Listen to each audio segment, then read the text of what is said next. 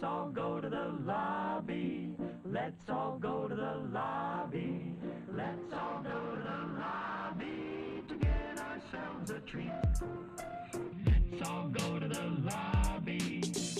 Hello and welcome to Movies versus Capitalism, an anti-capitalist movie podcast. I'm Rivka. And I am Frank. Feeling a little bit under the weather today, everyone. Just a heads up. That's why my voice sounds like this. Which actually is kind of like, I enjoy it sometimes. Sick voice. Sick voice can work, especially for the podcasting medium. Mm-hmm. So yeah, we won't do too long a topical, so you can go rest. But we did have some stuff we wanted to just discuss that actually we were going to discuss last week, but we got caught up in our conversation about what were we? Oh, about the DNC. Oh, that's right. Wow, Yeah, you know yeah, what? yeah. And there was a debate that happened between Oh my then and God, now. that's right. Didn't even think about talking about that. Perhaps we'll just a touch on it. Yeah, we could touch on it. Although Not much to, I mean, what revelatory thing can anyone really say?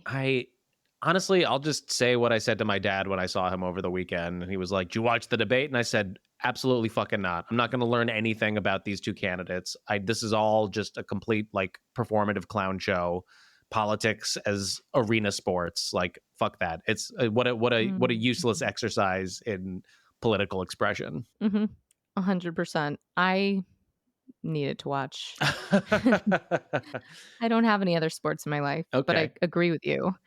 Well, then what were your thoughts? I mean, it wasn't as painful as watching Biden up there.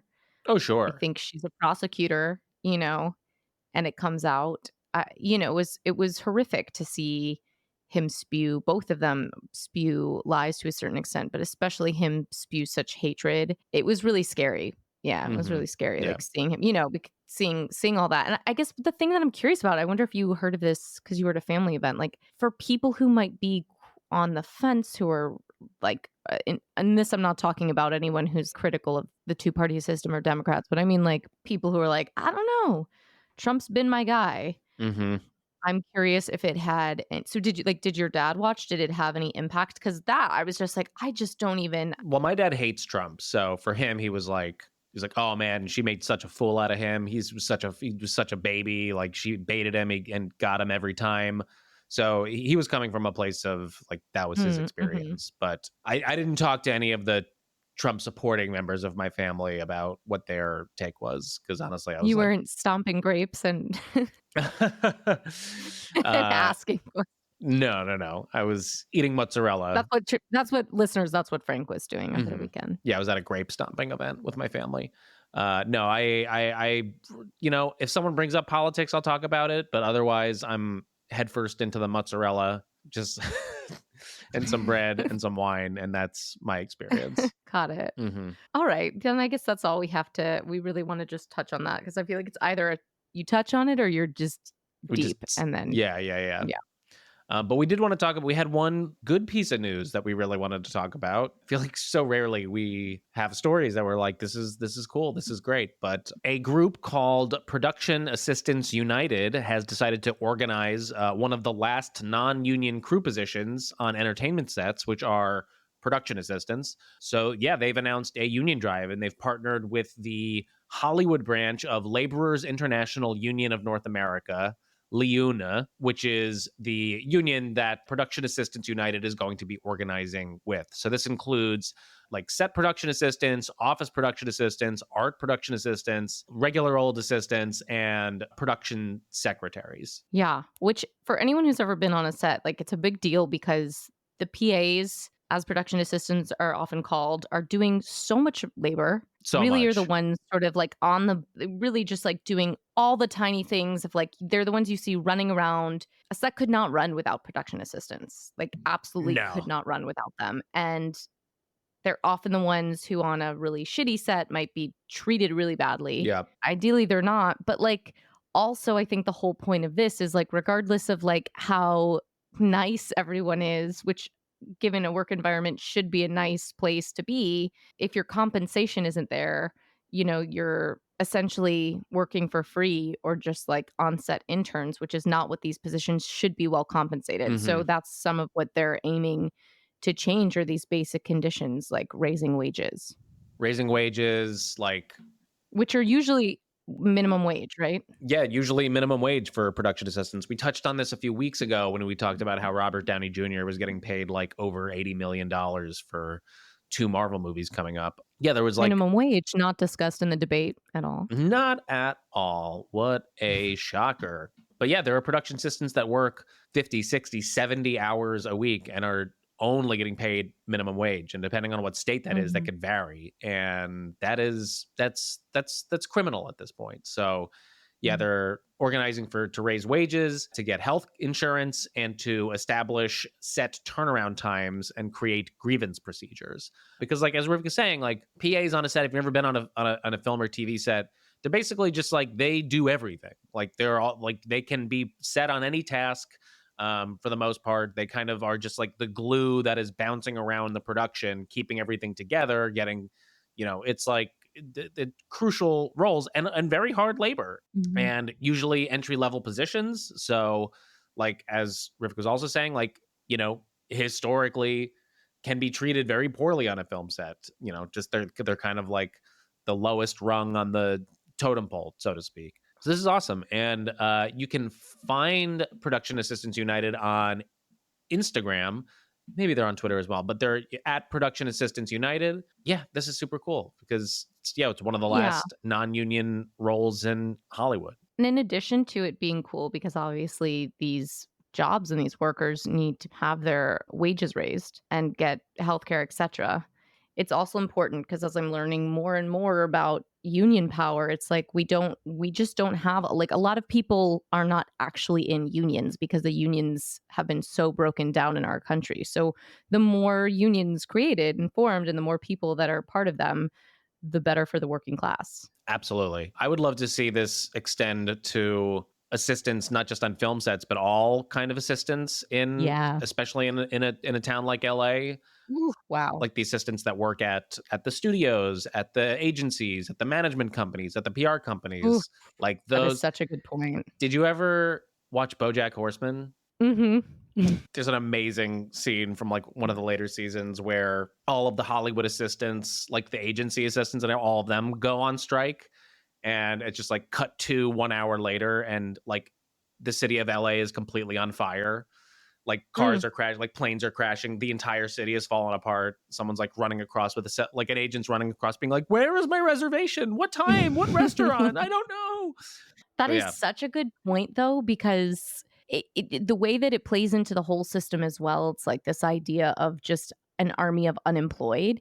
So many people who are assistants are also like, you start there, like you said, at the bottom floor because your goal is to eventually become that powerful agent, or your goal is to eventually become, like, if you're a PA on set, usually it's because you have aspirations of directing or assistant directing or camera operating. Like you're trying to get that experience, but it's like that position is so exploited because people know, okay, we can pay the bare minimum because we're going to like hold this carrot of a dream over these assistants and treat everyone like dirt and like pay nothing and take years off people's lives. And of course, it's like under capitalism, it's not everyone gets to graduate. It's like there's a 1% even to that.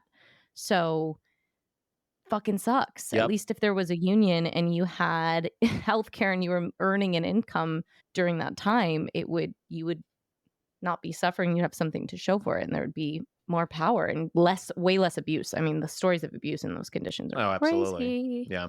Well, that's good. Yeah. Check out Production Assistants United. Support them. I wish them nothing but the best. All right. Let's turn to our conversation. What is this today? Slacker? Wow. Our conversation about Slacker. Oh, but before we do, actually, we have a mini announcement. As you all know, Frank and I do share the labor to make this show happen. It's a 2-person endeavor at the moment. So that means that we record the show, we do the bookings and the guests. Of course, we watch the movies, which is the best part of it. But we also do the editing and our social media and try and do as much marketing as we can in that way. It's kind of a lot of work. So it's not work. It's not work. Yeah. And, but we love to do it. And thank you all so much who've helped and given to our Patreon and given tips in our tip jar. It really makes a big difference in that labor. And of course, we love to do this. This is why we do this. But we were talking and we thought it would actually be really wonderful to bring another person onto our team who particularly would be really interested in helping with editing and social media. So we thought, why not bring this to you, our listeners? Maybe there's someone out there who knows the show, is a big fan, is passionate about this project in the way that we are, and has those skills and would want to talk to us about what it could look like to work with the two of us. So if you are interested, what do you think, Frank? The best way to reach out is probably email. Yeah, email us at moviesversuscapitalism@gmail.com. moviesvscapitalism@gmail.com. Yeah, we'll see what happens. Yeah, we'll see what happens. Ideally, we'd love to meet someone who has editing ability, has audio, video editing, experience. So we don't really know what this looks like yet. We just know that we want to be doing more to make this show as good and high quality as possible. And sometimes it's just tough for the two of us to do all of it together. I mean, we both work full-time jobs, have other, all the stuff. And then obviously, if you were curious at all, this would be a very socialist endeavor in the way that we share whatever it is that we create together. So, yeah, shoot us if that sounds like you, if you're interested, shoot us an email. All right. So, as we sort of just reminded you, we don't sell ads on this show because we do rely completely on community support to keep it going. And if you would like to help us out, you can do that by subscribing to our Patreon. Yes, and thank you to everyone who has. We now have all of our production costs covered through our Patreon, so Rivka and I are no longer paying out of pocket to produce the show, which is amazing, so thank you. But if you would like to sign up, if you're new, or you just haven't gotten around to doing it yet, for just $5 a month, you get access to all of our new bonus episodes and our old bonus episodes. And you can find the link to our Patreon in the episode description in your podcast player or at mvcpod.com. Also, make sure to rate, review, and subscribe to this podcast on your player so that you do not miss new episodes, and it helps other people find the show. All right. We're going to take a quick break, but we'll be right back with Marie Buck and Matthew Walker to talk about the movie Slacker. Sometimes the problems of the world feel overwhelming, like there's nothing we can do. That's why we want to tell you about Ember Cooperative, a group dedicated to breaking down the challenges we face into meaningful actions we can do in our daily lives. They highlight ways that we can all think and do differently to shift norms and forge a more humane future. For example, the Ember Co-op team recently analyzed the racist and politically motivated war on drugs, which has ruined countless lives and devastated entire communities. Their action guide includes ideas such as hosting a living room conversation about the intersection of addiction and incarceration, supporting reality-based drug education at your kid's school or in conversations with young people, or if you are the 1 in 4 U.S. workers licensed or certified for your work, advocating for fair chance licensing. You can read the full guide at ember.coop. For their next project, Ember is addressing the need for more diverse forms of activism beyond just signing petitions and donating money. You can follow their work at ember.coop, or if you'd like to get involved, you can apply to join their team. Add your skills to this small think and do tank where you'll have equal say in what they do and how they do it. Learn more at ember.coop. That's ember.coop.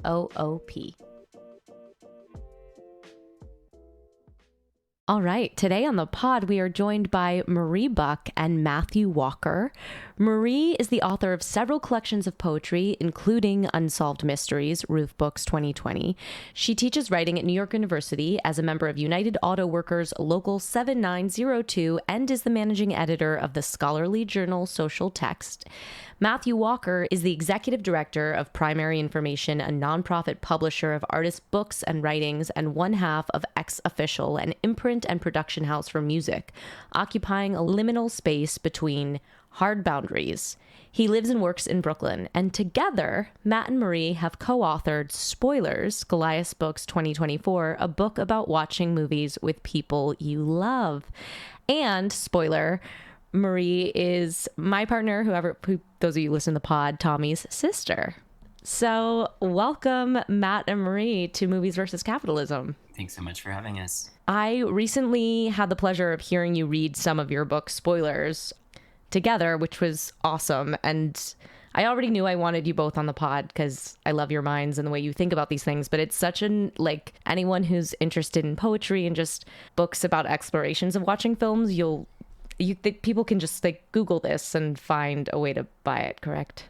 Yeah, it's a great book. But yeah, I guess I wanted to start with just if you could share a little bit about how this came to be. Yeah, I can say, so during the kind of very acute part of the pandemic, we were first dating and also like in isolation, didn't really know each other's friends, and were, like on the park walks. Like I'm someone who was very reading a lot of internet about COVID. It's like not good to do, but like not the healthiest thing. But I would like go on walks with friends and then be in this like I would like want to talk about COVID the whole time in the park, like walking around Prospect Park and then just like giving factoids from Twitter or whatever, which is like not a healthy behavior. So to like stop doing that, I was like, we were talking about movies a lot, and like movies that were formative to us, not necessarily like our favorite movie, but like something that blew your mind as like a young adult. So from there, I was like, I'm just gonna ask people about their most formative films when I see them, and then my friends will tell me about something they love that's important to them, instead of me like spinning out about COVID or politics or whatever. And that was good.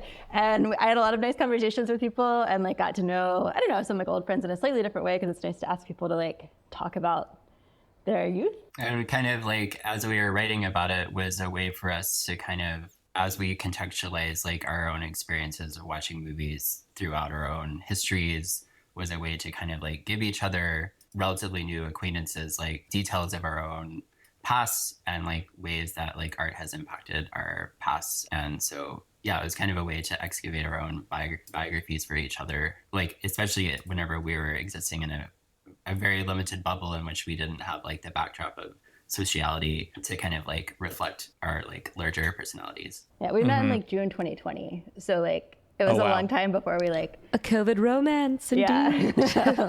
Interacted with other people. So like yeah, it was kind of a way to get out of that bubble and see each other as like people in a larger context. I mean, hearing you talk about this and like the inspiration for the book, it sounds a lot like why we wanted to start this podcast, which was discussing the ways that media, particularly film, inform so much of our perspectives and ideology, really, and find that it's actually. And Marie, it kind of sounds like you were saying, you were having these like really hard conversations about politics and COVID, and I'm sure like what the government was doing at the time, and going in through the angle of film is like a much more palatable way to discuss some more like deeper rooted ideological ideas, but you're kind of like almost like Trojan horsing the conversation through one it's like that not is frivolous. Yeah, it's exactly. like about love or something, and like things you like, as opposed to like things that are like giving you anxious feelings. Yeah, but it sounds like what you two got to is like this idea of like excavating where a lot of your informed perspective comes from through film, which I think is like, it's so important. And I think it's something that we really try to highlight, because I think it influences people much more, and you actually get to the root of like why people actually think or believe certain things that they do. Yeah, I love that that exposes how film can be a tool that's very isolating to some people. I think there's like a fear of like, it's something that you watch maybe alone, and it can be an individual pursuit, but it also can be something that's like a very intimate experience, depending on how you use it and how you share it and how you talk about it. And that's what your book explores, and sort of what that is. And like you're saying, Frank, what we do on this podcast. And it's really fun to talk about. Like, people light up when you talk about films that they share. Like, it's such an easy way in. It's such a nice reminder. Like, people much prefer to talk about that than like, what are you up to? So what like impressive thing have you done in work recently? Tell me about your value as a human being. It's actually my go-to. Like, if I go to an event and know I will see a lot of acquaintances, and everyone will have to be like, what have you been doing? I'm always just like, I'm just going to ask if they've seen a good movie lately. Well, I want to dive right into this film today, because, wow, this was, I would describe this as maybe one of like the lightest, dense movies I've ever seen, in that it feels incredibly light on its feet and superfluous in a lot of ways, but so much of the subject matter is so dense and loaded with ideas. So let's just dive right in. Today we are talking about the film Slacker, written and directed by Richard Linklater, his debut feature film, in fact. So this movie stars Richard Linklater, Kim Krizan, Mark James, Stella Weir, John Slate, and so many other people. In fact, many more. Yeah, it's kind of honestly unfair to say that this movie stars anybody. Yeah. The budget for this film was $23,000, and it brought in $1.2 million in the box Wow. office, wow. jump-starting Linklater's career. If you have never seen this movie, we will be spoiling it. It's also kind of unspoilable in a lot of ways, but it's a brief synopsis if you haven't seen it in a while. In Austin, Texas, a haven for the young and unambitious, Slacker captures a day in the life of the city's eclectic inhabitants. From the enthusiastically eccentric to the dangerously apathetic, these characters revel in their esoteric obsessions and avoidance of conventional responsibilities. Through these interconnected vignettes, the film paints a vivid portrait of a community where the nobly lazy find their own peculiar sense of purpose. Wow, what a professorial synopsis. Where did you find this, Riv? The internet. Because I was like, this would have been my kryptonite to try and write. Like, my brain works the way this movie does. For my brain to have to create a synopsis for this was just going to be my own ADHD rabbit hole. It just would not have. We would have been an essay. So some context for the year this film came out. It's 1991. George H.W. Bush is president. On January 12th, Congress voted to authorize the Persian Gulf War. And by the end of 91, the Soviet Union would be dissolved. And in 1991, the average price for a new house was $147,000. And the average monthly rent was $495. Dollar Tree was founded this year. TV Guide published its 2000th issue, and Bounty coined the slogan, "Quicker, Picker, Upper." Classic. Wow. Yeah, we'll get back to the average home price. That's, I feel like, an important aspect of at least my thoughts on this movie. But before we get there, the first thing we start the conversation with is we ask our guests, why did you two choose this movie to talk about on an anti-capitalist podcast? So, I guess there's a few personal reasons that led to us choosing this. For one thing, amongst these formative film conversations that we were having with people, this is a movie that came up a number of times.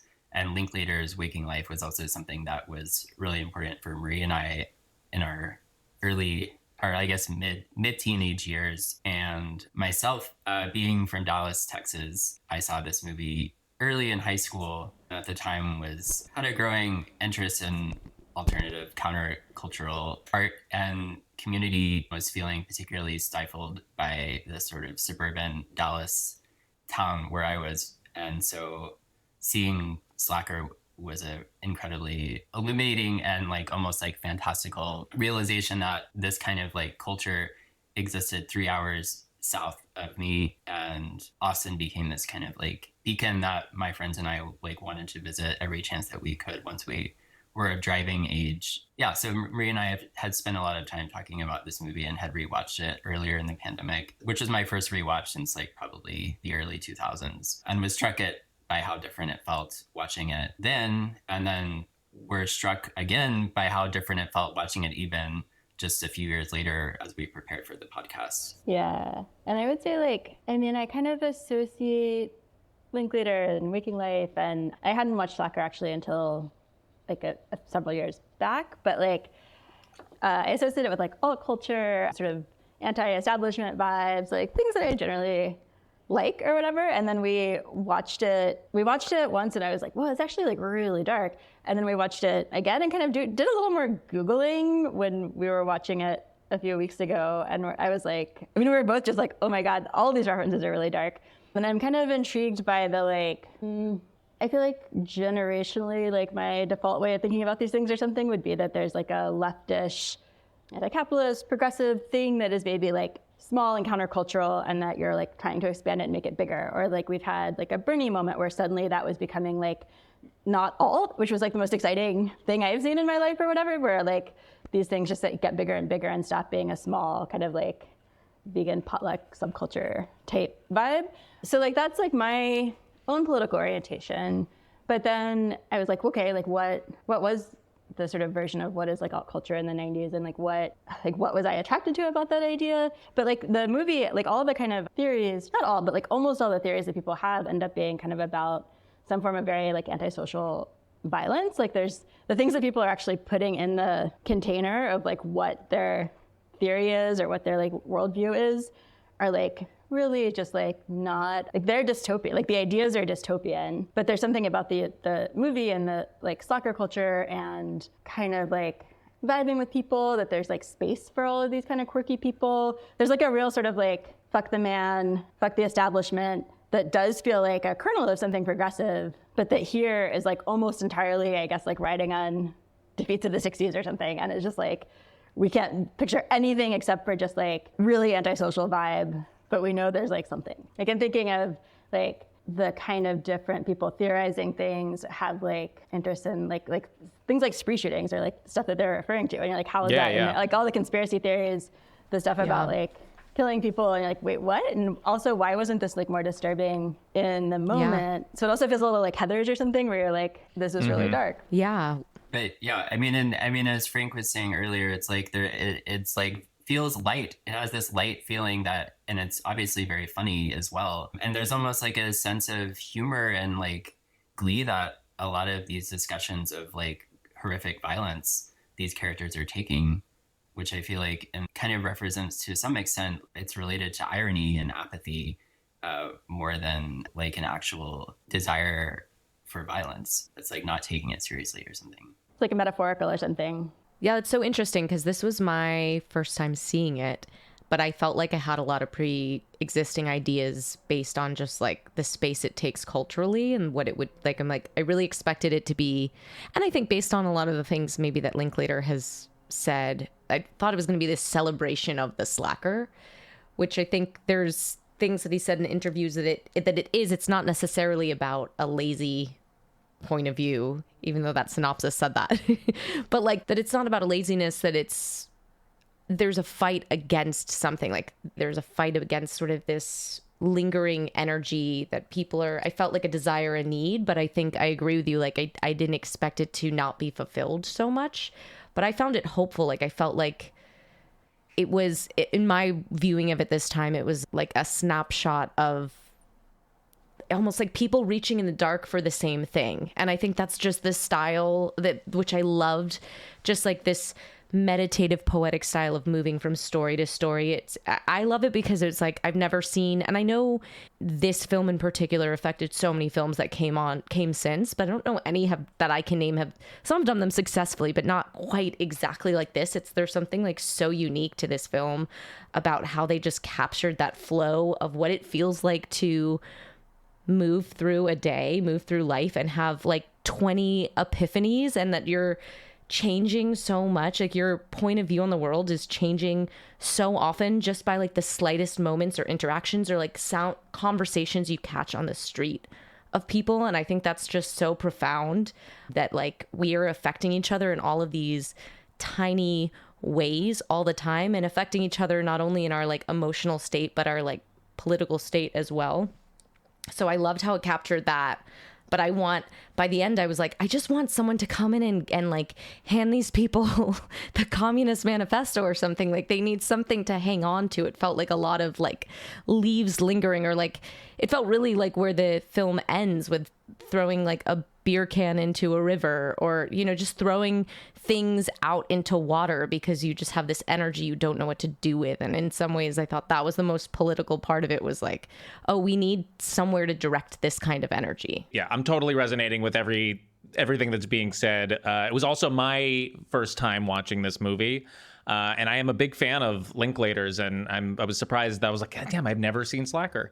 And actually, I would push back, Rivka. I would say that someone has improved upon this form of like vignettes and these like tiny conversations and moving through a day. And it's Richard Linklater. Like he keeps iterating on this with like Dazed and Confused. Rivka's kind of scowling at me. Dazed and Confused. Everybody wants some. Like this is like a form that he keeps returning to. Yes. And he's like a master of it. And it's amazing to watch because like on paper, a movie with no central character or story that is really just like 30 different small conversations really shouldn't work like 99 times out of 100. But this film completely, and people have tried to do it. I'm sure, yeah, proven your point. Yeah. Other people have not succeeded, yes. But this I thought was just blown away by how much was packed in here. And I mean, I immediately understood why you both chose this. I found it to be like an extremely radical film, especially given the time, 1990, 1991, when this was being produced and released. And I think I think its release coinciding with the dissolution of the Soviet Union is like very on the nose, you know, because this my big thought that I wrote down from finishing this movie was like, this is like the neoliberalism has won movie. Neoliberalism, capitalism, it has won, and the slacker is what has been rendered because of that.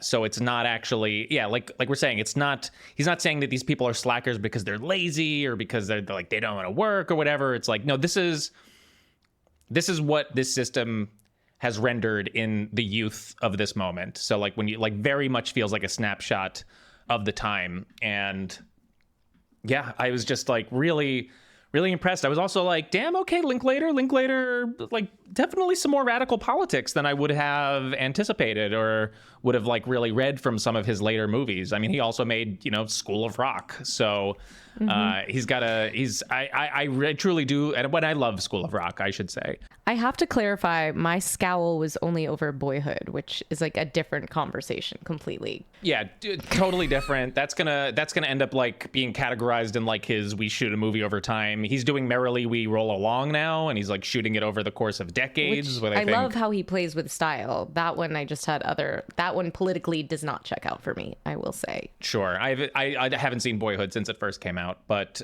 so those are my broad thoughts. But I think there's so many different strands within this film, and I'm excited to dig into them. I think what was interesting to both of us was that maybe it was from like a commentary that he had recorded for the film, like I think a decade later, and he was trying to kind of define what he had looked at as the slacker ethos, which was really just people that were compromising and participating in the like larger capitalist system as little as possible for the sake of pursuing their own interests and passion. But like what sort of emerges is this like individualism rather than any kind of like push towards collectivism. Mm-hmm. And so you are presented with essentially like 30 to 40 different kind of personal politics that aren't necessarily concerned with a larger politics. And that's nothing is really presented that's something that you could like look to for like improvement on the like larger scale of society. And I feel like it seems like Linklater isn't necessarily identifying with any of these perspectives, but it's more about he's excited about just like the idea of everyone presenting their own kind of like idiosyncratic take on a personal level. Yeah, well, there's like a resignation that all of these characters have, and I think that's kind of what I was saying about like neoliberalism has won. It's almost like all of the characters have, like we're saying, these anti-establishment, anti-authority, you know, verging on anti-capitalist, definitely anti-commodification like ideas, but there's also this resignation of like, well, we fucking lost, so all we can do is complain about it, you know, like there's no, what are we going to do? Organize? We already tried that. We lost, you know. This is the early 90s is definitely a point where we could say like the actual left is probably the weakest it's been in America in the last centuries. And that shines through in this. This is like the remnants of whatever like true left politics were left over from the 60s, just kind of like grasping for air. Yeah. It's like, I mean, it also, I was like remembering that documentary Wild Wild Country, like that about that cult in the Pacific Northwest. But there's like a category that's just like 60s detritus or something, where it's just like people were like repressed and stuff didn't work, and then they like got like really, really weird. Like that, I mean, that's like one genre, and then this is sort of in the wake of that. Like you don't get the sense that the individual characters are supposed to have been around for that, but it's almost like they have no, like as you were saying, Frank, like they just like have not been presented with something that's like hopeful, like ever. Mm-hmm. So it's just sort of like, it's anti-consumerist and it's like anti-establishment and it's like alt,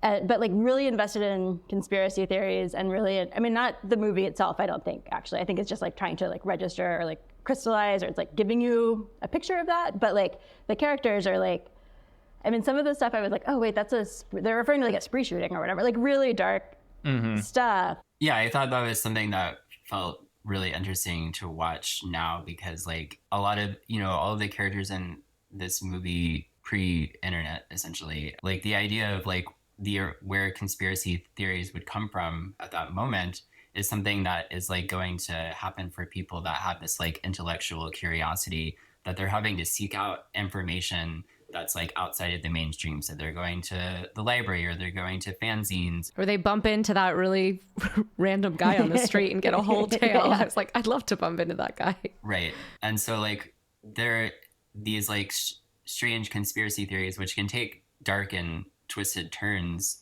are like still clearly emerging out of this kind of like intellectualized pursuit and distrust of like the mainstream. I feel like where things feel so dramatically different now, it's like the conspiracies come to you over the internet, and you can just be passively browsing your Facebook page and you're receiving promoted ads. Well, that's so interesting how the conspiracy has become so mainstream. Right? Like that reversal, I was like totally intrigued by that. It's like, oh, you had to seek this out. It's almost weird to not like be in on a conspiracy. You know what I mean? Like, and I think politics are often like intentionally now frame themselves around like some kind like they don't shy away from like conspiracy theory language. Like it's helpful if your campaign can kind of like either for the other side be like show a conspiracy happening there, or like have that feeling of like, no, there is an in-house like something, we are conspiring, but using it for the positive, you know? I find conspiracy so interesting because it's so often like, oh, this tinfoil crazily, like, you know, you're coming up desperately for like a way to make sense of these things. But often like conspiracy can make a lot of sense, you know, make a lot of sense. I guess I should say like I'm thinking of like Pizzagate type shit, not like yeah, not like, oh, like corporations have a lot of control over our lives or whatever. Yeah, but, like, but I guess what I'm saying like, is like that I think that where we're at now is like where that line of like, that's often like someone, that's what fascinates me when you're with someone who you're like, yeah, no, we're on the same page about like often about like corporations or like what corporation is doing to like add to climate change. It's really like the truth can feel pretty fucking conspiratorial because it is, and you're there, and then how quickly it can be like, wait a minute, no, I lost you at Pizzagate, like because like they're using the same, like it's really like a genre, you know, it's kind of become this genre of like how to manipulate a story, where like in this film it was, you're right, so niche, so counterculture and specific. I also think the conversation we're having, it's so well set up in that first scene, placing this film right in the time of like 91 coming out of the 80s. I felt like that first scene of the hit and run was where I felt like the film had its most perspective, where it didn't quite yet go into all the individual stories. You get like many different characters. It's sort of giving you more of a wide shot than like an individual POV, which it'll later go into. And it's really interesting because I felt like the character who Linklater plays, who comes across this woman who's been hit by a car, he feels like we've been introduced to him as like the slacker, and then this blonde woman runs up. She's like in this kind of she looks to me like, I was like, oh, is she literally running in from the 80s? Like I almost felt like the costumes were like it felt like a baton being passed. At least that's how I interpreted it, of like one generation to the next. And then this other guy drives up, and none of them are really dealing with the woman. She says nobody something does like CPR or anything. Like I was like, this is she also says really don't dark. touch her. Chill. Like the 80s runs in is like, don't touch her. Linklater's like, should I grab her purse? Like kind of just taking the baton in like I don't know what to do with the like policy of don't touch her. And then this other guy runs in and like hits on her, and they kind of leave. I just thought, I don't know, that keyed into my head of like I'm being told something consciously about like a shift in generation and what the 80s passed on to the 90s, and now how it's going to be dealt with these characters from here on out. Those two characters, the woman running and the guy in the car, they read a little bit older to me. So there may be like, I don't know, there may be like young boomers in this at this time. So there was like their response to the hit and run was like deeply antisocial. You know, it's just sort of like, oh, there's this woman over here, she's dying. Like, don't touch her. Actually, don't even think about her. Actually, like, now we're just talking to one another.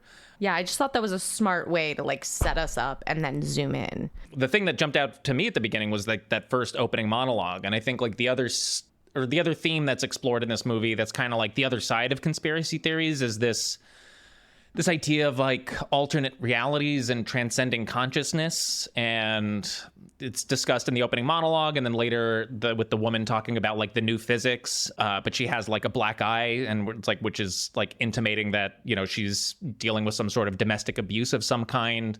But everyone is, both through the conspiracy theories and through this like alternate reality conversation, there's like what we're getting across is this deep dissatisfaction with reality. Like all of these characters have recognized that like whatever this is, whatever this life is, this society is, this culture, it's dog shit. It sucks. And whether they're articulating it or they're subconsciously processing it and having it come out in some other way by being like, I don't know, maybe it's just like an alternate reality, or, you know, yeah, I'm like watching all these TVs because like that's where the real experience is. Yeah, all of these characters are like extremely disillusioned by the culture that they are currently living in and are like desperately looking for something better.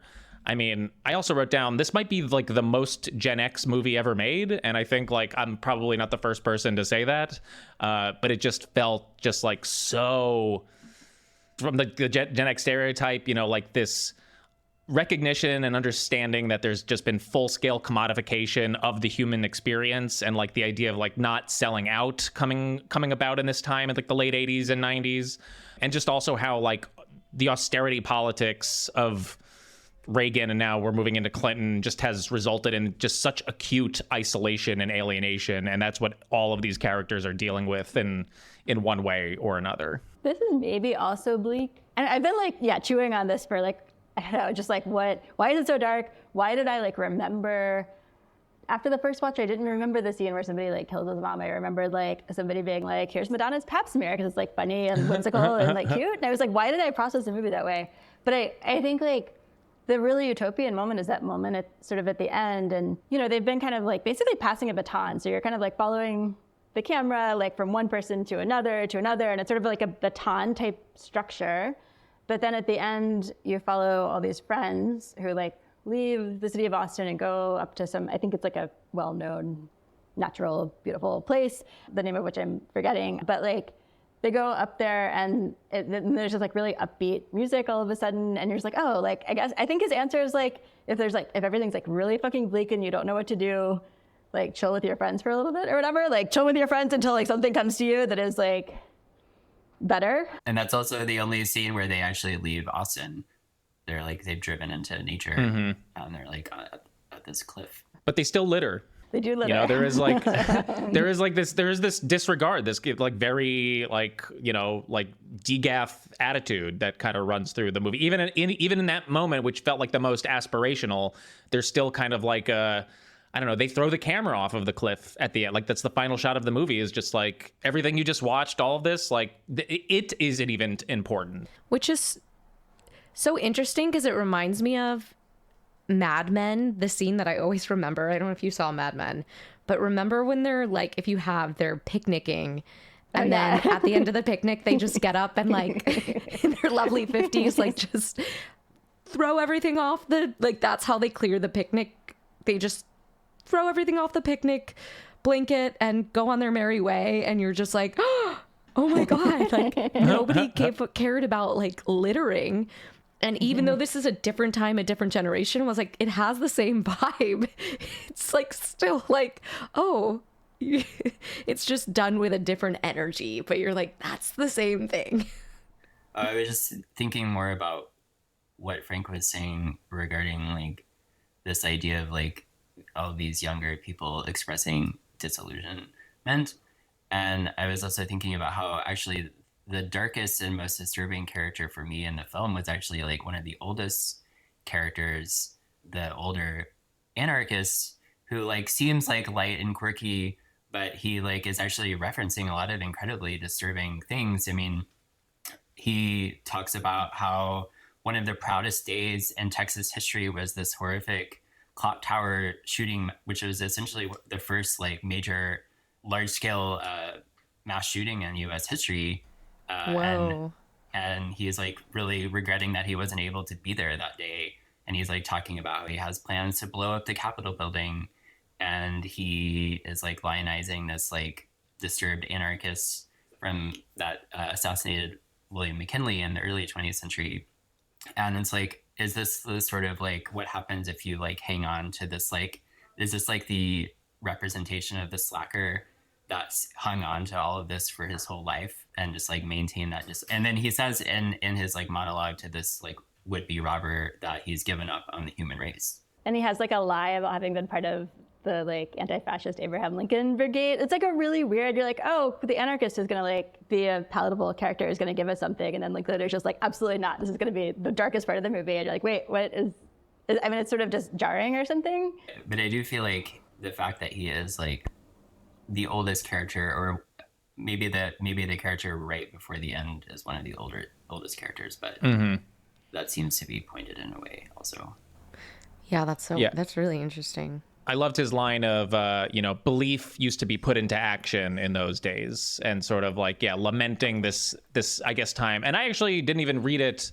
Now that you're saying it, I'm realizing how violent and kind of unintentional his hopes or like his wants for these types of violence to repeat themselves actually is. But then he gets called out at the end by his daughter, who is like, he didn't actually fucking do most of that shit. Yeah. So like, what we learn is that he's actually just like an armchair revolutionary, an armchair anarchist. Like, once that's put into context, so it does kind of like take the wind out of the sails of whatever his argument was. Yeah, and there's a few moments. I mean, the movie's also funny, so that's like kind of like happening alongside all of this stuff. Even like the Madonna Pap smear person, who I guess is like independently famous as like the drummer for Butthole Surfers, so she's like a recognizable figure. But like she, like Matt and I, when we rewatched it, we had both forgotten that she starts by talking about somebody who was just shooting people at random on the highway, and then goes into talking about the Madonna Pap smear. But we had both like remembered the Madonna Pap smear, like that kind of charming, quirky thing. Even that's kind of like also I feel like there's a few jokes embedded about consumerism where you like kind of take people to be very earnest, and then they like sell you something. So there's like the guy with the Nelson Mandela t-shirts and the kids with the Cokes, like, or whatever soft drink that is, where they're like, we're gonna get this from the machine, and you're like, oh, that's kind of cute and pure, and the kids are like stealing these like sugary drinks for the pleasure of childhood, and then they like start trying to sell them to passersby. So there's like a few kind of like light jokes about just like consumer culture or something, or like advertising culture, or like that kind of embedded.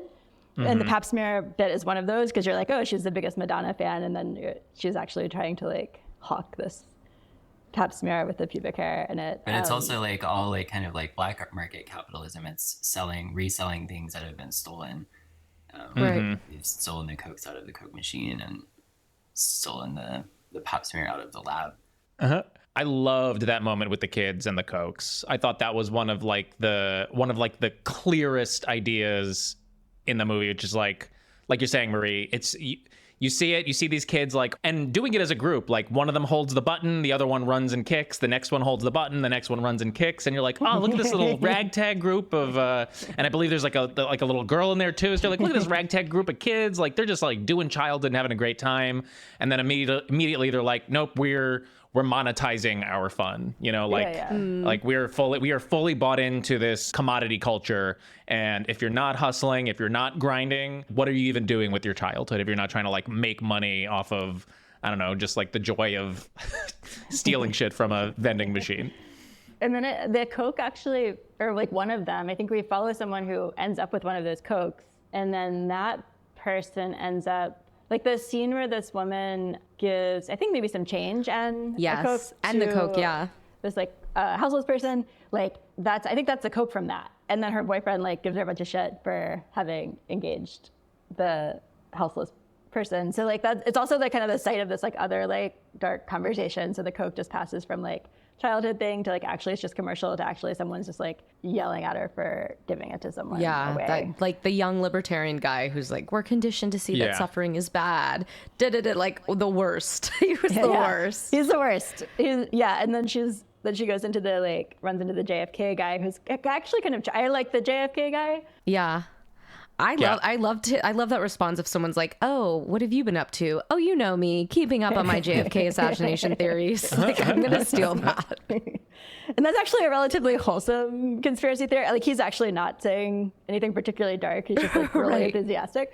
But I thought that guy, the guy criticizing the woman for giving the houseless guy change, I thought was like, he was maybe the one, I don't know, conservative character in the movie. And I thought that was very intentional. Like, he probably, like, he voted for Reagan twice. You know, he's like a young Republican libertarian, like we're saying, and represents this, I think, what had become probably very prevalent idea of the time of like this, of like what individualism has wrought at this time, which is like, well, why are you caring about anybody else? Like, in fact, people need to suffer in order to know that they need to do better with their lives. You know, like, if you help him, he can't help himself. You know, it's like it was like an articulation of austerity politics, like right there in a very visceral way, which is like, don't fucking help people. Like, if you help people, then like they're gonna be lazy. They're just gonna take, like, it's makers and takers. Like, everyone has to pull up from their bootstraps. So yeah, I thought that was like really, I thought that was a really good use of like one. I mean, there's a lot of different intellectual ideas and perspectives, but like that felt like the one kind of like, nope, this is the one conservative person in this movie. And I thought that was really utilized well in that situation with like, you're literally just giving a guy some change and a Coke, you know, who's living on the street. And he's like not quirky. It's like conservative politics, but it's like you're saying, he just like voted for Reagan or whatever. It's not like a sort of like wacky antisocial politics. It's like the normal antisocial politics. And that might be the only time we see something like that in there. And then we go to the JFK guy and he's like kind of a relief or something. There was one shot that I noticed where there was a big giant Ron Paul poster. Was a poster bus, and I just bus, and it just like, and I think, and then there was another reference to sort of these libertarians, these young libertarians, like in someone else's conversation. I love how it's never quite on the nose, but then you can pull these pieces together like a puzzle, and you're like, there is something being said here. And that again is sort of, I think, how a lot of people's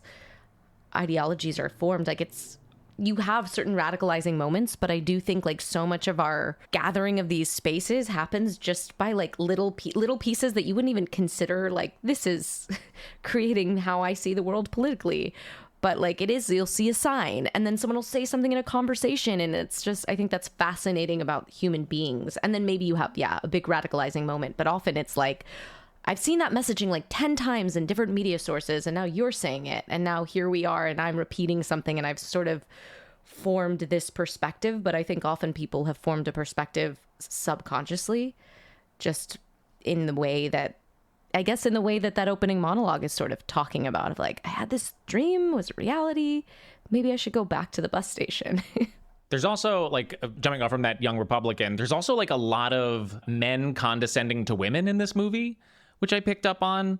And I don't know how intentional that was, because you could just imagine at this time where it's just like, well, of course, like, these guys are just going to be talking all this time, and like usually it'll be like a man talking down to a woman. I don't know if that was, Linklater was trying to draw attention to that. The one part that made me thought that he actually was, and it wasn't just like, it wasn't an actually like misogynistic choice on his part, was the scene at the diner with the three women talking about relationships and either like the freedom or enslavement they feel, you know, trapped within these commitment structures, whether it's a career or a relationship. And I think the one woman says, like, every time I get out of a relationship, I feel like a whole person again. Perhaps human beings weren't meant to be happy and free all the time. We enslave ourselves, whether to career or a relationship. And that kind of felt like the one moment of like real, like that's like the one scene that passes the Bechdel test in the whole movie. And then immediately followed by just like the dumbest guy in the whole fucking movie sitting down next to them and being like,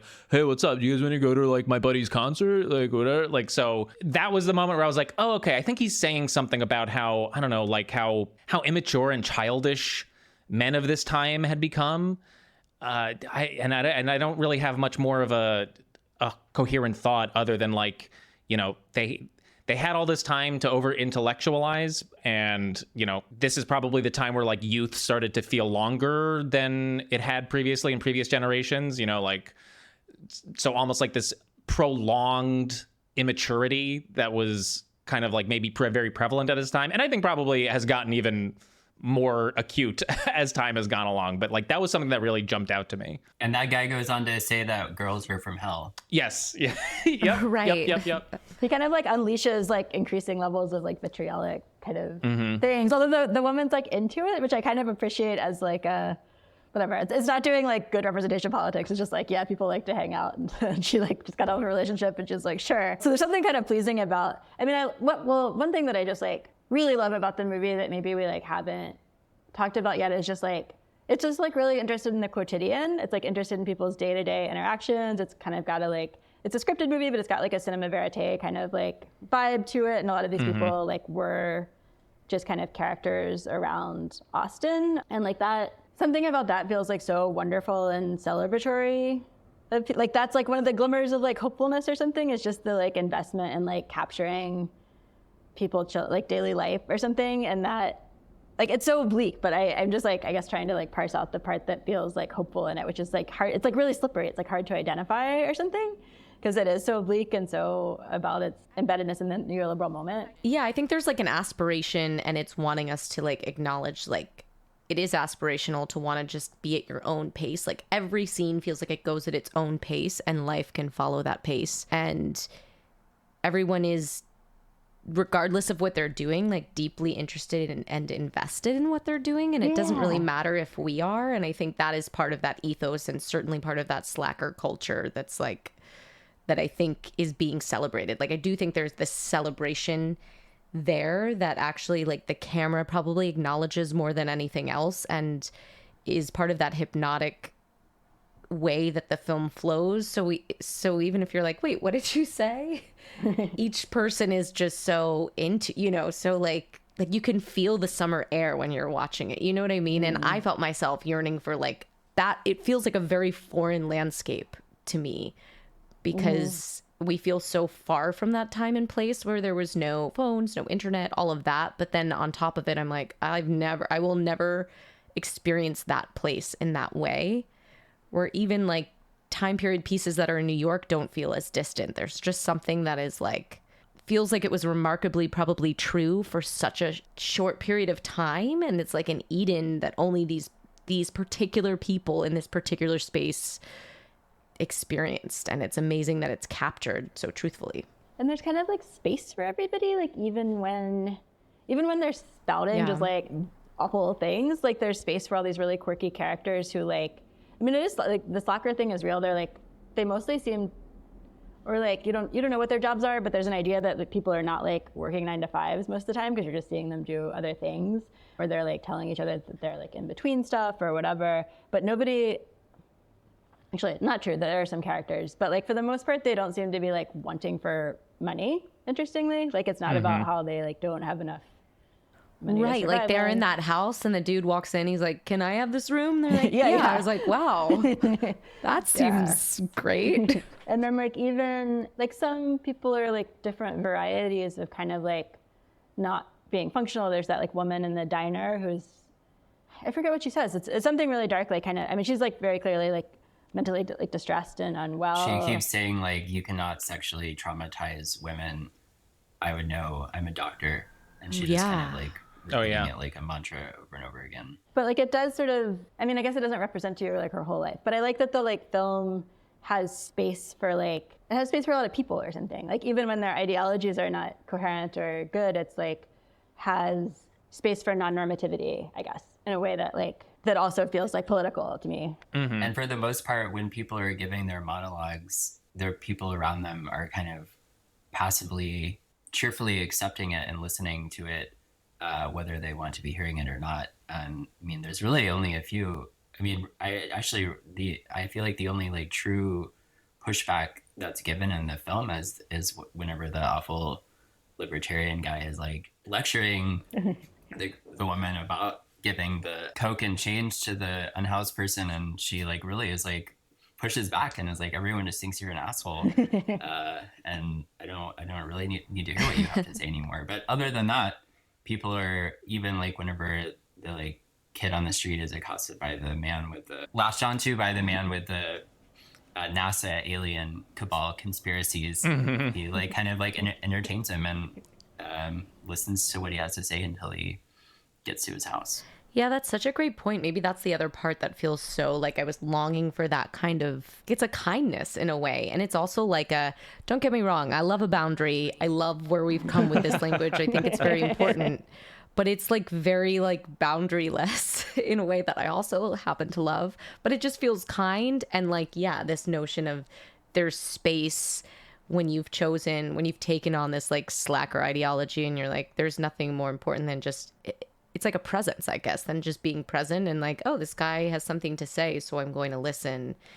And it is remarkable the skill that people have adopted, particularly in New York, where I guess I witness it, of just like, you can just put up an invisible wall to human beings and like just tune it out. And out of necessity, and like certainly we couldn't listen to every person the way, they do in this film, but it is... Like, I long for that. I appreciate that. Well, it's almost like, we are now at the result of we are now in 2024 at the result of kind of what this film was exploring at that time, where it's like, it went from like, people are like starting to get weird and, a little strange and, well, we have space and time to listen to them. But like, now it's like, oh no, people are dangerous. People are our enemies. People are not to be even considered whatsoever.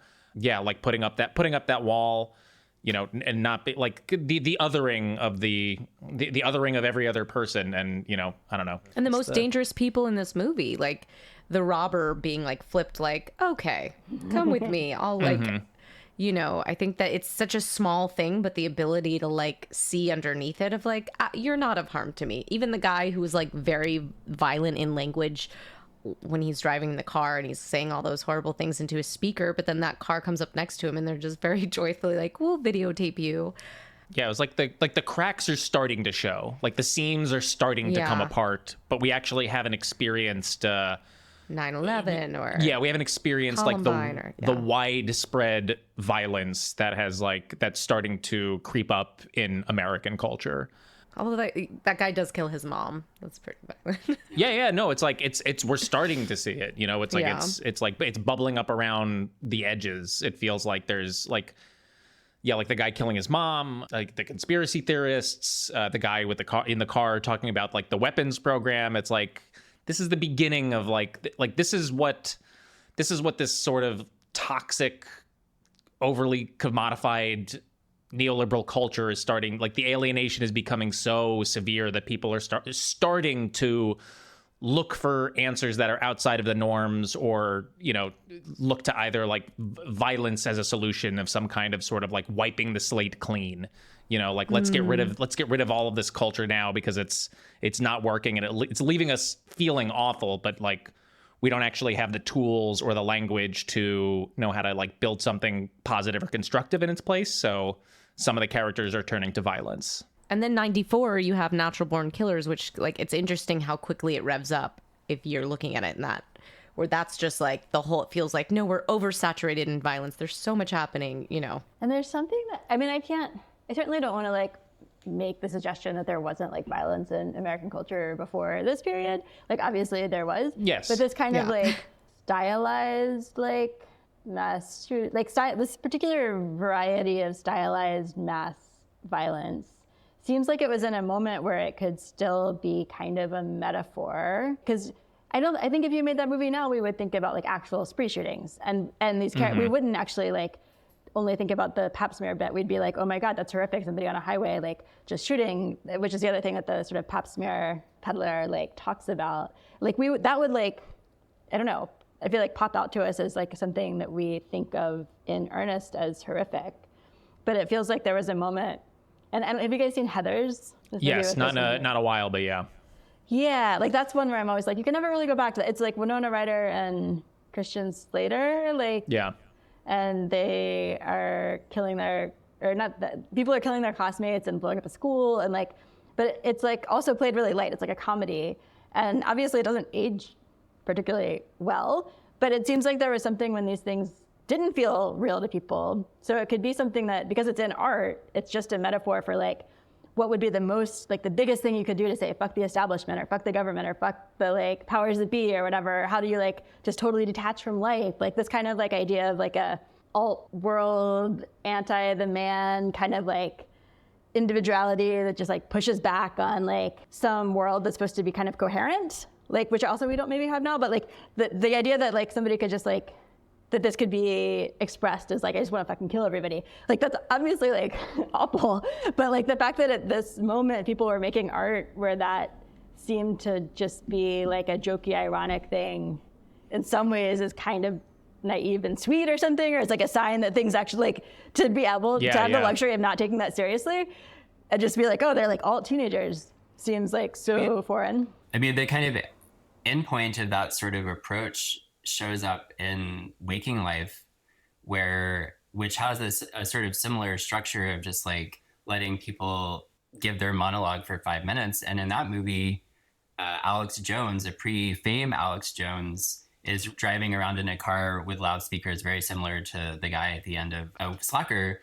And he's like delivering the sort of bile that you would expect from him. But at that moment, Linklater's like, oh, this is just some quirky guy in Austin. Because he really was, I think, a quirky guy in Austin first, right? Yeah. And so he like gives him his 5 minutes, and then not so much longer later, he is actually, you see the endpoint of someone like this actually having a true platform and like influence and power, and what the endpoint of that is. Wow.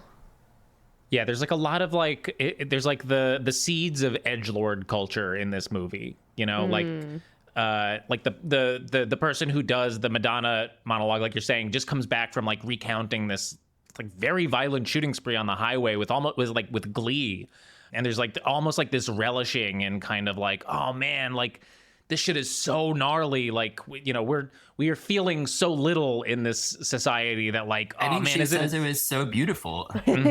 Yeah, I mean, I think back to like my childhood or like my teenage years in the early 2000s, and just how like, I don't know, did you guys ever fuck around with Rotten.com? That was something my friends were very much into, which was just like a place where you could go to just see the most depraved, violent, like photos of like crazy murders or like you know, like car accidents, just like just truly violent, brutal shit. And I was never really into it, but I had some friends that were just like, man, this is like, oh, what, like I get so jazzed looking at this stuff.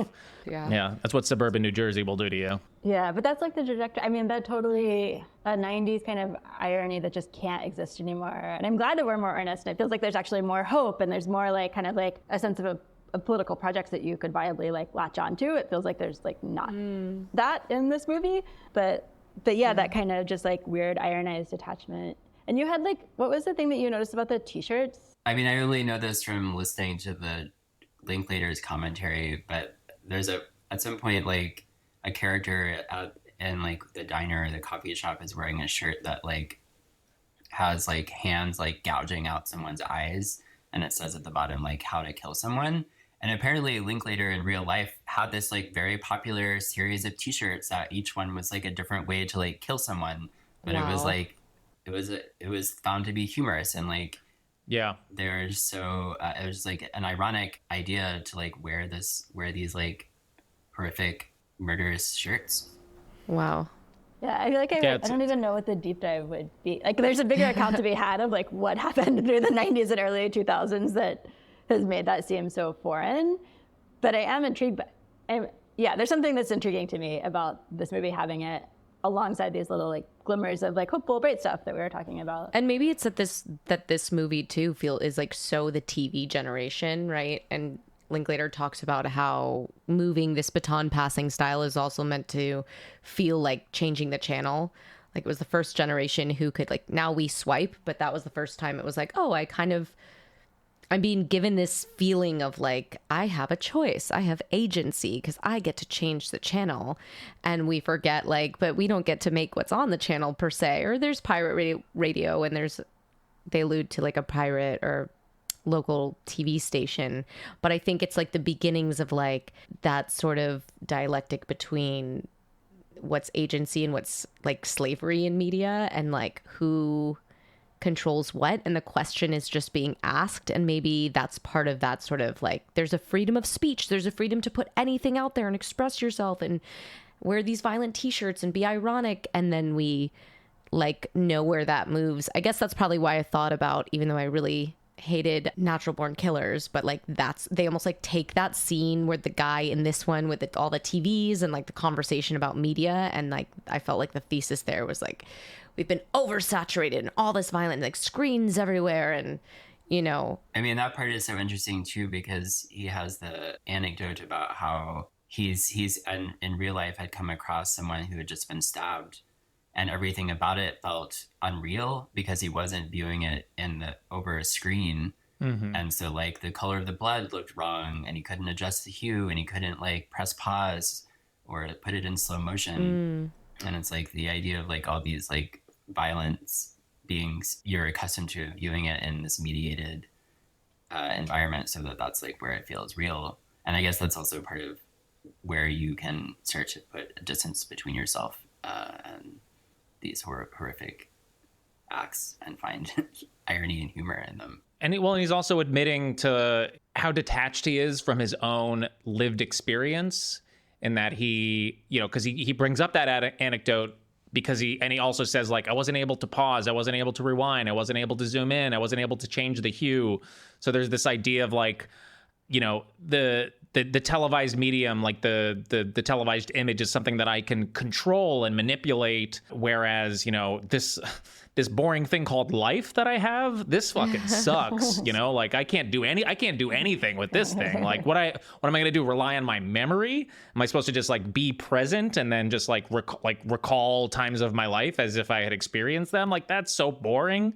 I thought that was really, I loved that whole scene. The psychic power of the televised image, we need to capitalize on it, make it work for us rather than us working for it. I was like, you got it twisted. Like you're literally doing the opposite of what you're espousing. I thought it was very funny. Like an old article in Variety, I guess, just about this movie when it came out. But like, I was intrigued that it refers to slackers as like a new version of hippies or beatniks.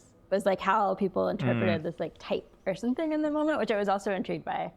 Because I think if you have like completely hegemonic media, like we did up until like the last like 20 years or whatever, like that it makes sense that all the like alt things get kind of just like pushed into one box or something, right? Like it's a weird, I mean, I don't think, because it doesn't have like a hippie politics. Like the slackers are doing something different, right? But like it is registering as just like a new type of like person who's like not rolling with the like general societal program. And then you're like, oh, if that's how everybody felt like it, if it felt like that hegemonic, it kind of makes sense that people would be like, can we see something like violent or fucked up on film? Because like, if you're just getting like stuff from 3 major networks or whatever, and like don't have a lot of access to things that are subversive in any way, they kind of like all flatten out into just like, what can you do on film that you're not supposed to, or something like that. That also feels like the establishment analysis of like countercultural groups. It's like they don't each have their own specific characteristics that have like derived from the conditions in which they were like raised and grew up in and live in. It's like they're just the ne'er-do-wells of society. It's the same thing. It's the hippies. It was the beatniks. It was the slackers. It's the hipsters, whatever you want to call it. But I thought this was so hyper specific to like this cohort, like the Gen X cohort at this time. And the last thought I had about like the Gen X-ness of it, which I thought was like beautiful and tragic at the same time, was, you know, all of these people, and we kind of touched on it, like they all seem to have like the time and like the material ability to just kind of hang out and just fucking shoot the shit. You know, the 90s, like even though like the Reagan Revolution had already taken place and, you know, like unions were starting to get busted and stuff, Gen X really they were the last generation that got to coast off of the material winds of the labor movement. Like we're saying, like the cost of a house is still affordable, like rent is still affordable. So they're given the time and the space and the luxury to kind of just like sit around and be like, man, this all sucks, huh? Like we have just like time and space to talk about how much this all sucks. Whereas like, I don't know, Riv and I, like we're like, once the millennials came along and now Gen Z, they're like, oh, we don't have time to sit around and talk about how much everything sucks because we all have 4 jobs. You know, like we all like literally do not have the time to do this. And now income inequality, wealth inequality, and just like the degradation of art, like things have become so severe politically and economically that like now our generation's are forced to actually organize and to act. Whereas like Gen X still didn't, political economy wasn't as bad for them. They wasn't as extreme. So they kind of had the space to just like complain, but then, you know, still have some food at the end of the day, still not pay much for rent. Like I wrote down, you know, like all of these people, all of these slackers that we saw in this movie, they're probably all homeowners now. You know, like in 2024, like all these people probably own a house somewhere and like, you know, they made it work. They made it work. But like that the ability to, have that space to like complain about society rather than actually do anything to fix it. It was very, very specific to this time. Yeah. And particularly like, I guess, Austin itself, right? And Matt, you may know even more about this, but just the times that I've visited, I mean, it's nothing like this Austin, or at least the places I've been, right? The Austin that I visited in high school or late high school, early college was nothing. I mean, in like 2003, 2004 was nothing like 91. Yeah. I mean, I think they were in the like Keep Austin Weird campaign around the time that I started going, and that's a good it lost most of its weirdness already. I mean, I feel like the sign that the city is no longer weird whenever that campaign starts, it's already too late. But I love how capitalism will like hold on to like, it's still Keep Austin Weird. And you're like, what? Still capitalizing on that slogan. Yeah, that's a great point. And now point, it's where Frank. fucking Joe Rogan went to build his like alt-right comedy empire, you know? Yeah. I mean, and Elon Musk, I think, is outside of Austin. Well, now it's like a big tech kind of Silicon Valley-esque area, right? Like it's had a tech boom. It's also a tax haven. That's great. That's mostly it. Yeah. Lovely. And also still has lovely parts. I did love the nature and the bats. The last major theme that I picked up on that I really appreciated in the movie was this representation of sort of like the American left during this time and just how rudderless it was. Like anyone that was actually articulating some sort of coherent left politics was doing something that showed that either they not it sold out, but like it was what they were doing was futile in some way or another. Like I love the scene about the guy talking about George H.W. Bush's election to his stupid friends who were just like playing like a slap hands game, and it's like this guy has like the strongest, most coherent politics, and everything he was saying, I was like, absolutely, like let's get this guy on the podcast. This guy rules, and his friends are just like sitting around like playing the dumbest, like most immature game. And then we see like I think the only black character in the film is like a black radical who, you know, is trying to talk up these two people on the streets into, I don't know, like joining the movement or something. But at the same time, he's like selling T-shirts that have Martin Luther King and like Nelson Mandela's face on them. And then we already talked about like the old anarchist, armchair revolutionary. But then like the one that really jumped out to me the most was the hitchhiker, who clearly has come from some sort of like traumatic background. He's coming from his dad's funeral. He says who he hated, but then he gets roped into the TV interview, and he's like, and they're like, who'd you vote for the last election? He's like, I don't vote. Like, are you kidding? What a waste of time. And then he says something like, don't work to fill the fat belly pigs who exploit us. Every commodity you produce is a step toward your own death. End of interview. And I was like, that's great, but I was reading from the character that like this guy has either like suffered through violence, is maybe he is houseless himself, but like I don't know, we're not to fully trust what he says. Like he seems like kind of like a dangerous outsider in a way. So I appreciate it, and also like made me very sad that like all of the people with these sort of left politics in this movie were kind of like, yeah, but like it's kind of useless, it's kind of pointless, it's kind of futile at this point. Like these are our best representatives. Like this is what's left. This is who we have actually trying to articulate some sort of actual politics. Like, don't listen to them. What's the point? Yeah. Well, and it's implied that guy he actually came out of either jail or a mental institution, because he then goes and I missed that. Takes over for his friend playing the arcade game, and the guy's like, whoa, how did you get out? And he's like, good behavior. Oh, that's right. Yeah. Yeah. But yeah, so this guy is, you know, implying that perhaps you have to even be insane to say something like what he's saying. Exactly. Like the guy with some of the strongest left politics in the movie was just like, well, that guy just got out of prison. So like, you know, maybe don't trust what that guy is saying. Yeah. And it's definitely not from any sort of like critical politics around incarceration. It's definitely just like, he's like a bad dude who's kind of intimidating or something. And he's like celebrating then we don't really know if it's true that he got back from a funeral, but like, he's like, I would dance on my stepdad's grave or whatever. It's just like 100% like kind of violent thoughts that are like attached to like what could be like useful political critique or whatever. Yeah. The cameras seem important and interesting. Like I feel like Linklater does love like documenting things, and that's the other like hopeful thing is it's just like cameras, and then it's kind of beautiful when the camera's like tumbling from the cliff or something. And you get like every single form of like image capture appears throughout the film. I mean, you have the actual film capturing the movie, then you have the video camera being used to interview the hitchhiker, you have the pixel vision camera that's being like installed at this like performance art space, and then you end the movie with the Super 8 cameras. And you've been kind of following the camera as like the baton almost the entire way. Like that's like what's like, it's just like passing from person to person, but you're getting the perspective like as like movies, like what movies do is like the camera is kind of sublimated. You're not aware of the camera being there the whole time. And then at the end, it's like, we're going to see people like using the camera on that kind of like violent dude in the car. And then it shifts and then you're the camera. And then by the time it's tumbling off the cliff, like the viewer, like you become aware of a camera, you become aware that you're the camera. And like that, whatever that kind of like weird extra diegetic move is like super, I don't quite know what to do with it. But and it's like, kind of like the utopic moment to end the film. It's like whenever things like fully like transcend into this like fleeting moment of joy. Like that whole last sequence. Yeah. I like that. Yeah, I like that that it kind of broke this form that, again, there was a hypnotic feeling of like, my role is to be like an objective observer. And then it reminds you like there is no objective observer.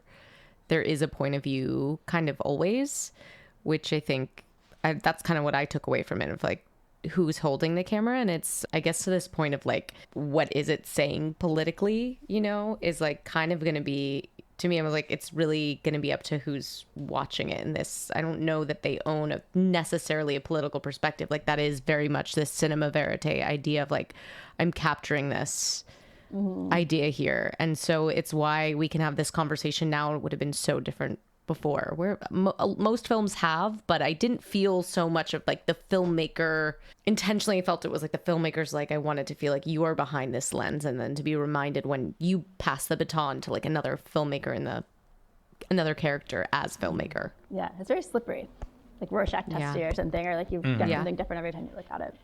Yeah. All right. Well, this is where we get to give this movie some awards. Our first award is Best Politics. This goes to the character of many in this movie who has the best politics. So I feel like the bar is low. The bar is low. The bar is low, although there are a couple of standouts. There's my guy talking about the George H.W. Bush election. Yeah. He's actually Strong. articulating something. Although I think I would nominate and vote for the woman who has to deal with the young libertarian. Yeah, that's what I was thinking too. Because she doesn't really articulate any sort of politics other than like a politics of empathy and, I don't know, a politics of empathy and humanity, which I feel like is one of the, it's one of like the purest and, I don't know, altruistic characters in the movie, who doesn't seem completely disillusioned, and you know, like she's not getting into edgelord territory. She's literally like, all of our friends think you're an asshole, you know, like I'm gonna help this guy out. And then she goes to the bookstore and she's so polite to the JFK conspiracy theorist, just so patient with him, and like really entertains him. Agreed. And she does say she was like, I was interested in joining some groups, when he pushes back on her and he's like, see, that's the problem. You're not going to help him. She's like, I know. Well, I was actually like thinking about like, this isn't just an individual pursuit. I do want to like join some. Oh, see, I knew it. You were going to join some groups. This is like, you're a slave to your morality. He's such a dick. So yeah, I agree. I'll give it to her. Yeah, I think that it's definitely the correct or the standout answer. I think I don't think that this person has the best politics at all. But I think funny to note that the person with the best conspiracy theory is sadly the person who is talking about global warming in 1990, whenever that would be considered something crazy to be talking about in conjunction with NASA alien cabal. And he's talking about how, you know, they've colonized Mars and the moon so that the billionaires, can escape to these other planets once the Earth burns up. Yeah. Very harrowing to think about that. Yeah. And he says they're going to leave us here on Earth to fry or something like that. Yeah, that was the thing with both the conspiracy theorists, is that like every fourth thing they said, you were like, well, actually, he's onto something there, you know? Yeah. Well, that's what I'm saying. Like, it works. Mm-hmm. All right, but I think we're giving this award to the woman whose name we cannot name, because who knows if we even learn her name. I don't even think half these characters have names. Yeah.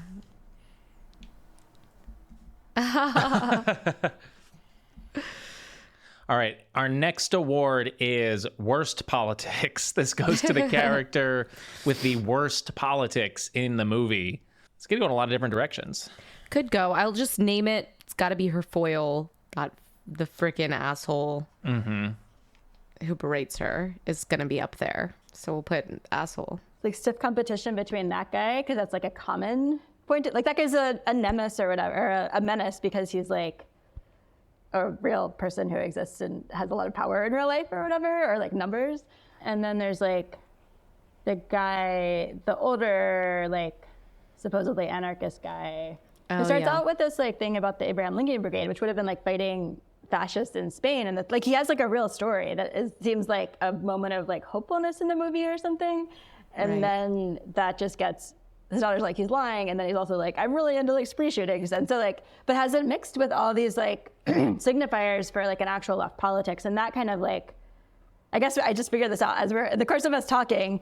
Yeah. The most cynical thing the movie does is like mash up like actual left politics with like the most fucked up shit. And like, he's like the kind of, that's it. Yeah. he's that guy. Yeah. That's it. such a good point. Yeah. Yeah. Because that guy will meet and talk to dozens of people in his life, and they'll be like, Jesus Christ, fucking anarchists. Like, of course, they're all awful like that. Yeah. Yeah. He's hurting the cause. Yeah. Yeah, which seems far more insidious than like the guy driving around talking about the weapons giveaway program and how everyone should just wipe each other out, because obviously on the surface that's far more evil, but it also reads so explicitly as evil that it's easier to ignore, right, and not take seriously. I mean, he basically was pitching The Purge, you know, which is a very successful film series. So all right, so I think he gets it, right? Who, our old anarchist? Yeah. I agree. Marie made a great point, so we'll give it to the old anarchist.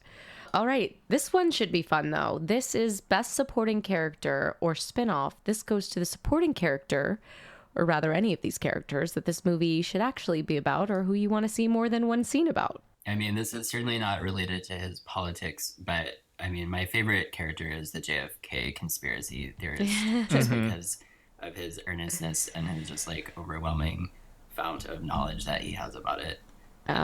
For some reason, that's just the scene that makes me laugh the most. To the point that I have like t-shirt. Yeah, and he's wearing the Jack Ruby t-shirt that he made himself. But I looked him up, and he like really is a JFK conspiracy buff, and he's actually been the archivist for the city of Dallas for the last 25 years. Whoa. And there's this amazing oral history interview with him from like 2016 where you can just listen to him talk for an hour and a half about like all the work he's done as an archivist in his life, including like authored numerous JFK-oriented books. My soft spot goes to John Slate is his name. Damn. Wow. That's really cool. He also has that particular bit where he's talking about the honking, and the honking is rendered as like tit tit. Do you guys remember this? Yeah. It's so bizarre. It's like within the JFK narrative. Yeah. And what is the line that?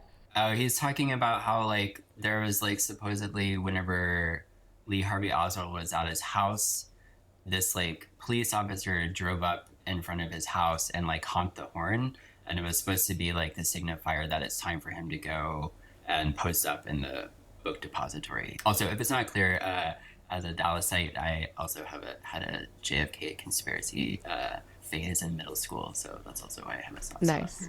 Matt, whenever you want to come on and talk about Oliver Stone's JFK, I'm I've down. actually never watched it, so Oh, wow. I would have to.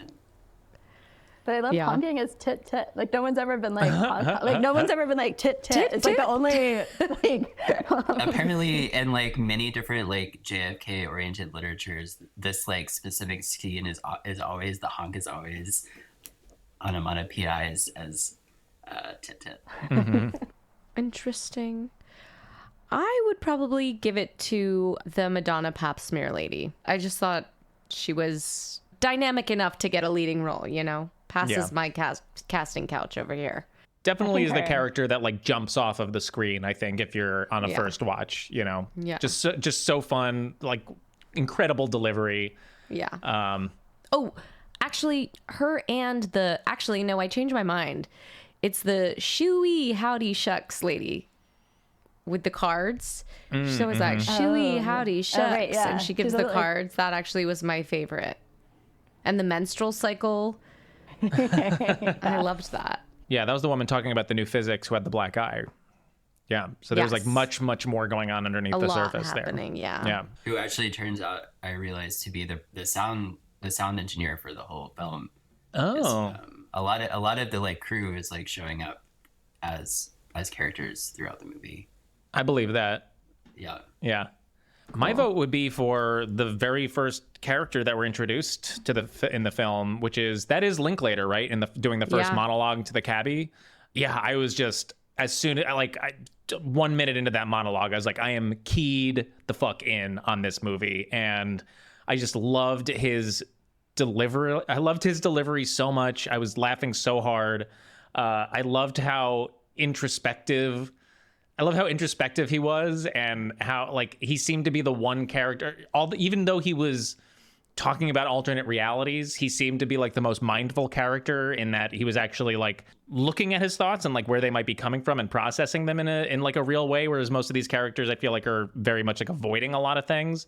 And I was just bummed that he wasn't our main character for the movie. Because I didn't know that this was a movie of vignettes. So I was like, oh, here's our protagonist. Great. I didn't realize Linklater was the star of this movie. I love this guy. Like, let's see where he goes this whole movie. And then he wasn't. And I was like, oh, damn. So I'd spend more time with that guy.